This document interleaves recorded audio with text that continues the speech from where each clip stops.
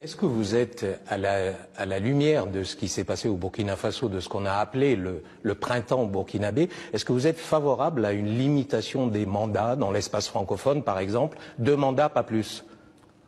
Oui, au Sénégal, nous avons réglé cette question puisque notre constitution de 2001 a limité le nombre de mandats à 2. Il y a eu une variation, c'était sur la durée. Et moi-même, j'ai été élu sur le registre du septennat. Et pour revenir à une norme 2 mandats de 5 ans, j'ai décidé d'appliquer une réduction sur mon propre mandat. La décision de réduire un mandat, ça n'existe nulle part. J'ai voulu donner un exemple. Parce que les exemples, il faut les appliquer à soi-même, si on veut être crédible. J'ai voulu, parce qu'avant mon élection, mon prédécesseur a voulu un 3e mandat qui a entraîné le Sénégal vers une période de tension vive. Il y a eu des morts, il ne faut pas qu'on oublie ce qui s'est passé. Et c'est la raison pour laquelle j'ai dit qu'il faut prendre le contre-pied et montrer qu'il est possible de remercier les électeurs et d'indiquer qu'on pouvait renoncer à des années de pouvoir qui ont été légitimement et légalement acquises dans le temps. Comment expliquez-vous que beaucoup de vos pairs en Afrique de l'Ouest, mais aussi en Afrique centrale, dans l'espace francophone, aient du mal à quitter le pouvoir comme ça?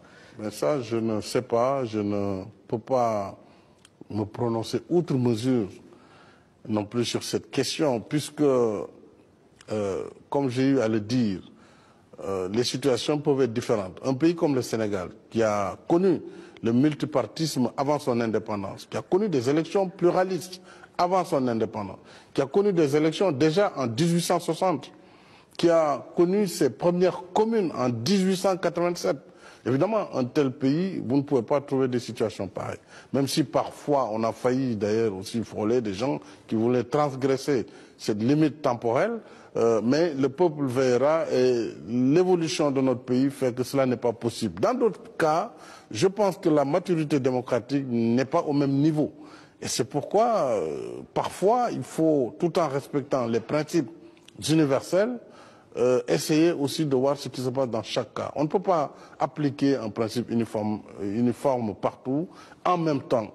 Et c'est peut-être ce qui explique que dans certains pays, des gens pensent qu'ils doivent rester plus que nécessaire parce que peut-être ils ont une mission particulière. Ce n'est pas mon cas et je pense qu'aujourd'hui, tous doivent tenir compte de la réalité du monde d'aujourd'hui. Monsieur...